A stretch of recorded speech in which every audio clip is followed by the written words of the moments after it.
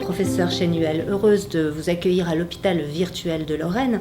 On a accueilli pas mal d'équipes depuis ce début de cette malheureuse crise sanitaire qui a préoccupé tout le monde.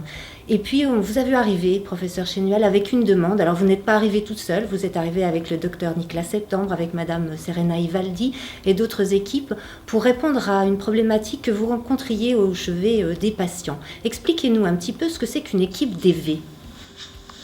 Alors une équipe d'EV, c'est une équipe qui s'est professionnalisée autour d'un geste assez particulier en réanimation, c'est la mise à plat des patients en décubitus ventral, parce que les patients qui ont une forme sévère d'infection pulmonaire à Covid-19, il faut les ventiler d'une certaine façon, et pour améliorer l'oxygénation, sans rentrer dans les détails, eh bien, il y a un intérêt à changer la position et qu'il soit sur le dos ou sur le ventre, de façon périodique, sur des périodes d'à peu près 16 à 24 heures.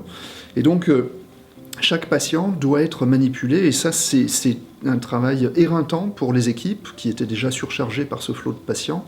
Et l'idée à Nancy, pas plus originale qu'ailleurs, mais on a essayé de l'organiser d'une façon un peu cohérente, eh bien on a monté des équipes professionnelles avec un médecin senior qui s'occupe de la tête du patient, parce que c'est ça qui pose le plus de problèmes avec des risques d'extubation, et puis 4 autres personnes qui de chaque côté qui se font face vont aider à prendre le patient et à le retourner, bien sûr en faisant attention à tout ce que l'équipement du patient puisse suivre.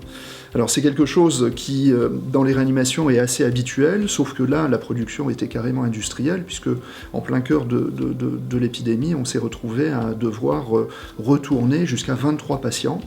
Et donc, pour cette équipe dédiée, ça faisait vraiment beaucoup de travail, avec une ergonomie et puis surtout des patients qui avaient malheureusement la comorbidité principale d'avoir des problèmes de poids.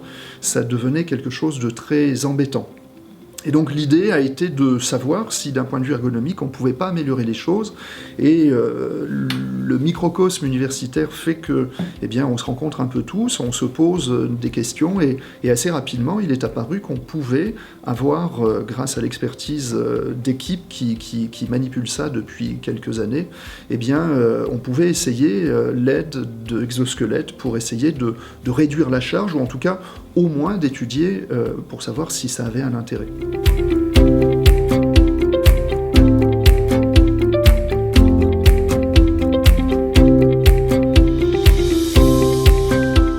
Serena Ivaldi, vous êtes chercheuse à l'INRIA et au cœur du projet Exotherm, coordinatrice. Expliquez-nous la genèse de cette recherche dans le cadre de la Covid-19.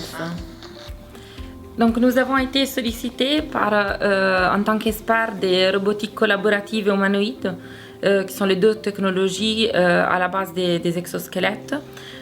Jusqu'à présent, nous avons travaillé seulement avec des exosquelettes occupationnels pour le milieu industriel, mais notamment dans le cadre d'un projet européen qui s'appelle ENDI, qui nous avait mis dans un premier contact avec l'INRS et l'équipe exosquelette de l'INRS. On a collaboré avec eux sur ce sujet. Donc quand les médecins nous ont expliqué les problématiques des manœuvres des DV, nous avons retrouvé les mêmes problématiques que nous on avait étudiées, mais dans un contexte industriel. Donc on a mis en place rapidement un protocole expérimental pour investiguer s'il y avait un bénéfice que les exosquelettes pouvaient apporter. Donc nous avons fait un premier test en conditions simulées au Quesim avec un mannequin, et nous avons comparé différentes solutions exosquelettes passives et actives. À la suite de cette étude, nous avons sélectionné un candidat exosquelette qui nous semblait approprié pour les gestes et compatible avec les contextes Covid. Et la solution a été testée et déployée en réanimation.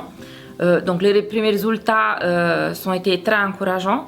Après, il y a encore beaucoup de chemins pour avoir des études quantitatives qui peuvent vraiment quantifier plus les bénéfices de cette solution.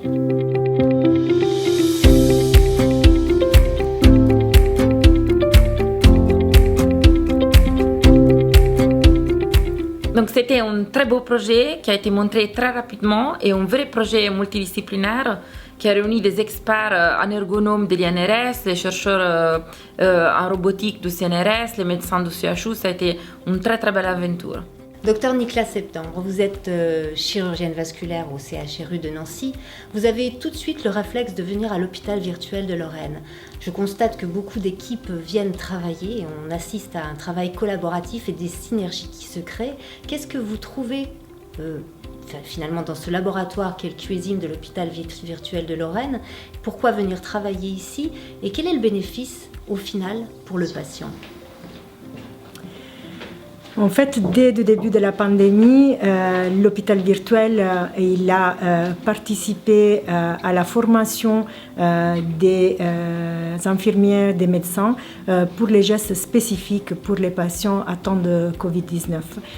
C'était une étape importante pour qu'on puisse mettre en sécurité non seulement le patient, mais également le personnel qui était en contact pendant des jours avec les patients atteints de cette maladie.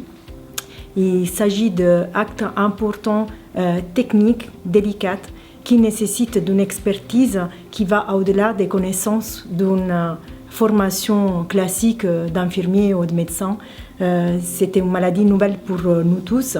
Et le QESIM, il nous a permis de former les soignants à les gestes spécifiques afin de pouvoir aller en toute sécurité au lit du malade et de pouvoir faire les gestes en toute sécurité.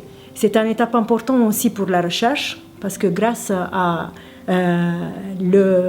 l'équipement de l'hôpital virtuel de Lorraine, on a pu mettre en place des protocoles de recherche qui nous ont aidés pour soigner au mieux les patients atteints de cette maladie Covid-19. C'était une étape importante ce qu'on a franchi à l'hôpital virtuel avec des dures épreuves, celle effectivement de former le personnel soignant qui devait se trouver au lit des patients Covid et nous a montré que cette structure elle était prête aussi dans l'urgence à faire face à la demande de cette urgence sanitaire.